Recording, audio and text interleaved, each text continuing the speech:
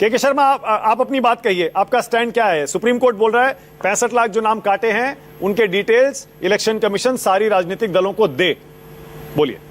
ठीक है, मैं देखिए कुछ प्रश्न आपके डिबेट में उठे हैं, मैं उसका पॉइंट टू पॉइंट जवाब देता हूं। जो सुप्रीम कोर्ट ने कहा है निश्चित तौर से ठीक है और सुप्रीम कोर्ट को पूरा हक है, वो किसी भी तरह का डिसीजन दे सकता है और जो भी निर्णय वो करे हम उसको सराखों के रखते हैं। सबसे पहला, आपके डिबेट में एक आरजेडी के प्रवक्ता ने एक बात कही। उन्होंने कहा कि एसआईआर के पर चर्चा हो ऐसा जो है एडवाइजरी बिजनेस एडवाइजरी कमेटी में तय हुआ। मानक जी, ये सरासर झूठ है और उनको मैं कहूंगा सुबोध जी को थोड़ा संसद की मीटिंग का जो बैठकें होती हैं उसकी जानकारी लेके किसी चैनल पे बोला करें। इस तरह से झूठ बोलना बंद करें। इस संदर्भ में जो है एडवाइजरी कमेटी को पूछते हैं नहीं हुआ। भैया शांत रहो यार, मुझे पता है आपकी जानकारी कितनी है। आपको तो ये भी नहीं पता होगा कि उसमें जो बोर्ड की बैठक होती है उसमें क्या क्या डिस्कस हुआ था। तो इसलिए इस तरह की झूठ बोलना बंद कीजिए इतने बड़े चैनल के ऊपर से, समझ रहे हैं। दूसरी बात, एक विषय आया कि तेजस्वी यादव के 2 वोटर आए थे। मानक जी, ये देश में आपके ने भी वोट बनवाए होंगे, यहाँ बैठे मेरे सभी मित्रों ने बनवाए होंगे। वोट चुनाव आयोग बनाता है, आवेदन आपको करना पड़ता है। चुनाव आयोग के पास ऑटोमेटिक आवेदन नहीं आते हैं। जब तक आप फॉर्म नहीं भरेंगे, फॉर्म साइन नहीं करेंगे, दूसरे तथ्यात्मक दस्तावेज नहीं लगाएंगे, तब तक वोटर आईडी नहीं बनते हैं।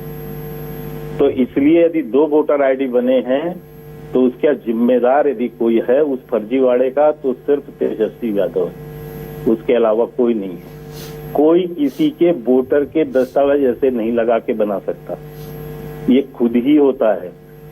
और ये जो 2 चीजें प्रकरण आए हैं इसमें जैसे पिता इनके लालू प्रसाद यादव भ्रष्टाचार के फर्जीवाड़े में सजा याफ्ता हैं, ये उन्हीं के पुत्र हैं। वही फर्जीवाड़ा ये भी करके बैठे हैं। अब उस पे कानूनी रूप से क्या कार्रवाई होगी वो तो चुनाव आयोग जांचेगा। तीसरा भी एक चर्चा आपके यहाँ आया कि डिजिटल, हमने भैया जो महाराष्ट्र का इशू था, महाराष्ट्र के इशू में हाई कोर्ट में सारा मामला गया, उसमें कांग्रेस पार्टी को फटकार भी लगी, मैं गलत नहीं हूं तो जुर्माना भी लगा। इसके बाद इन्होंने बहाना बदला कि हमने डिजिटल वोटर लिस्ट मांगा था, हमको डिजिटल वोटर लिस्ट नहीं दिया। मैं एक आपको रेफरेंस यदि मैं होता अभी टीवी में तो आपको दिखा भी देता, डेट में बता देता हूं, अक्टूबर 12, 2018।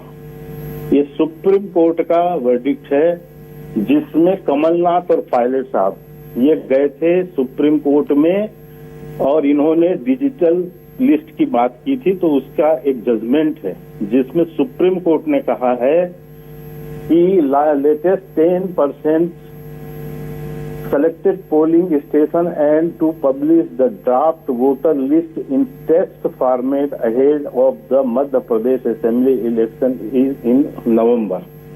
SC dismissed plea on voter list format.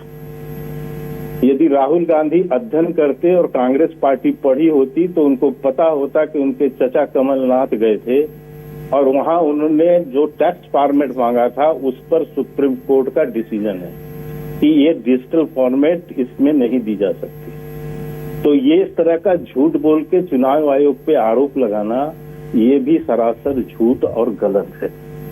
अब तीसरी बात आती है जो राहुल गांधी के संदर्भ में है। अभी आपने उस पर बड़ी चर्चा की है तो मैं बताना चाहता हूँ, आपने पर